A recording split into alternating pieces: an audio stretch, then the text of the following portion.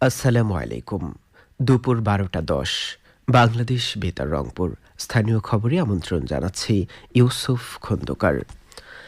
প্রধান উপদেষ্টা অধ্যাপক ডক্টর মোহাম্মদ ইউনুস আসন্ন জাতীয় নির্বাচনের আগে দেশের আইনশৃঙ্খলা পরিস্থিতি যে কোনো মূল্যে স্বাভাবিক রাখার নির্দেশ দিয়েছেন। একই সঙ্গে তিনি ওসমান হাদি হত্যাকাণ্ড সহ সব ধরনের বেআইনি কর্মকাণ্ডে জড়িতদের দ্রুত গ্রেফতারের নির্দেশ দেন। গতকাল রাষ্ট্রীয় অতিথি ভবন যমুনায় প্রধান উপদেষ্টার নেতৃত্বে দেশের সার্বিক আইনশৃঙ্খলা পরিস্থিতি পর্যালোচনায় অনুষ্ঠিত এক উচ্চ পর্যায়ের বৈঠকে তিনি এসব নির্দেশনা দেন। বৈঠকে স্বরাষ্ট্র উপদেষ্টা মোহাম্মদ জাহাঙ্গীর আলম চৌধুরী, জাতীয় নিরাপত্তা উপদেষ্টা ডক্টর খলিলুর রহমান সহ পুলিশ, র্যাব ও অন্যান্য আইন শৃঙ্খলা বাহিনীর শীর্ষ কর্মকর্তারা উপস্থিত ছিলেন।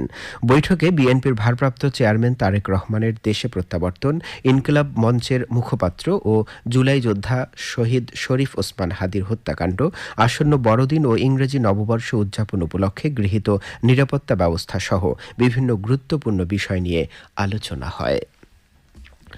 আসন্ন ত্রয়োদশ জাতীয় সংসদ নির্বাচন ও গণভোট উপলক্ষে ভোটারদের সচেতন ও উদ্বুদ্ধ করার লক্ষ্যে ভোটের গাড়ির প্রচারণা শুরু হচ্ছে আজ।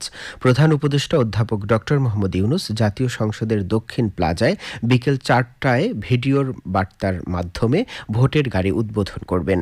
অনুষ্ঠানে তথ্য সম্প্রচার উপদেষ্টা সৈয়দা রেজওয়ানা হাসান, সংস্কৃতি উপদেষ্টা মুস্তফা সরওয়ার ফারুকী এবং নির্বাচন কমিশনের সিনিয়র সচিব আক্তার আহমেদ উপস্থিত থাকবেন। বাংলাদেশের আকাশে গতকাল ১৪৪৭ হিজরি সনের পবিত্র রজব মাসের চাঁদ দেখা গেছে। আজ থেকে পবিত্র রজব মাস গণনা শুরু হয়েছে। আগামী ১৬ জানুয়ারি শুক্রবার দিবাগত রাতে সারা দেশে পবিত্র শবে মিরাজ পালিত হবে। গতকাল সন্ধ্যায় রাজধানীর ইসলামিক ফাউন্ডেশন বাইতুল মোকাররম সভাকক্ষে জাতীয় চাঁদ দেখা কমিটির এক সভায় এই সিদ্ধান্ত নেওয়া হয়। ধর্ম উপদেষ্টা ডক্টর আ.ফ.ম. খালিদ হোসেন এতে সভাপতিত্ব করেন। ত্রয়োদশ জাতীয় সংসদ নির্বাচনে রংপুর ৩ আসনে বিএনপি মনোনীত প্রার্থী শামসুজ্জামান শামু মনোনয়নপত্র সংগ্রহ করেছেন। গতকাল সদর উপজেলা নির্বাচন কর্মকর্তা শোয়েব সিদ্দিকের কাছ থেকে তার পক্ষে মনোনয়নপত্র সংগ্রহ করেন মহানগর বিএনপির সদস্য সুলতান আলম বুলবুল সহ দলের অন্য নেতারা। এছাড়াও রংপুর ১ আসনে বিএনপি মনোনীত প্রার্থী মোকাররম হোসেন সুজন, রংপুর ২ আসনে মোহাম্মদ আলী সরকার, রংপুর ৫ আসনে অধ্যাপক গোলাম রব্বানী এবং রংপুর ৬ আসনে মোহাম্মদ সাইফুল ইসলাম মনোনয়নপত্র সংগ্রহ করেছেন। এদিকে গতকাল রংপুর ৩ আসনে জাতীয় পার্টির চেয়ারম্যান জি.এম. কাদেরের পক্ষে পার্টির নেতারা মনোনয়নপত্র সংগ্রহ করেছেন। এছাড়া জয়পুরহাটে বিএনপি ও জামায়াতে ইসলামীর ৭ জন প্রার্থী মনোনয়নপত্র সংগ্রহ করেছে বলে জানিয়েছেন সংশ্লিষ্টরা।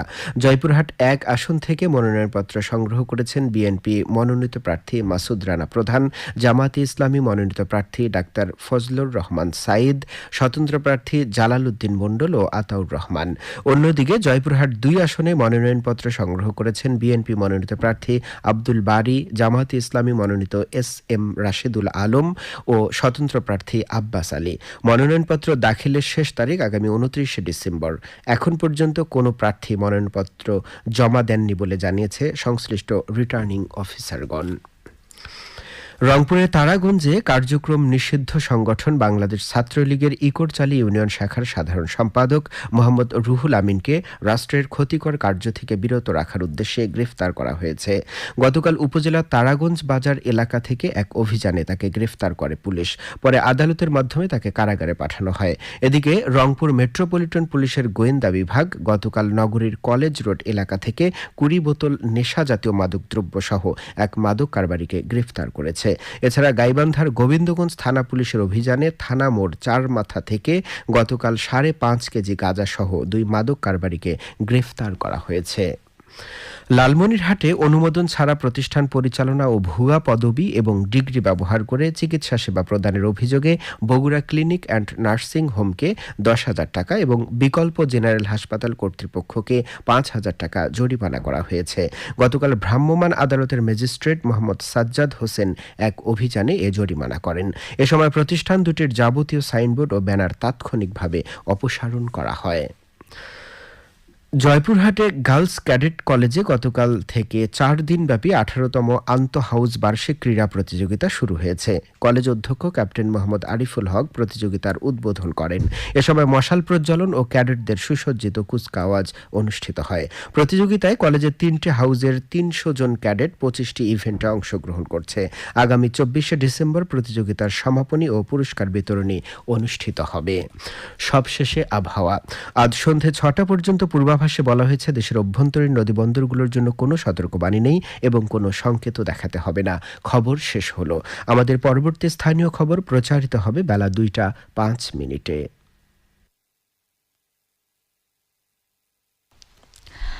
বাংলাদেশ বেতার রংপুর।